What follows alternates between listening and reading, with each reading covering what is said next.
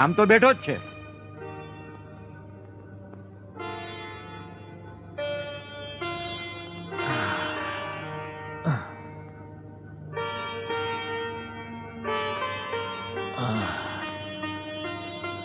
આ વખતે તો બગદાણા બહુ રોકાણા.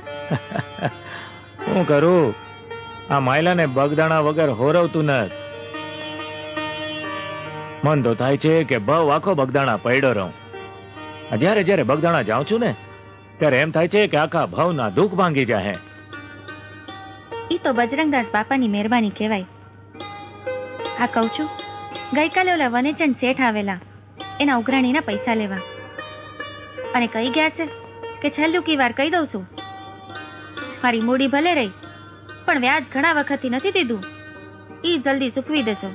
અરે એ શેઠની એક રાતી પાય મારે નથી રાખવી, પણ હું કરું?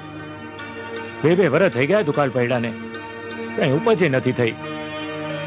તમે ચિંતા કરો માં, થઈ રહે. દઈ દે હે સમરથ શેઠ બાપા બજરંગદાસ. અરે ચિંતા હું કામ કરું?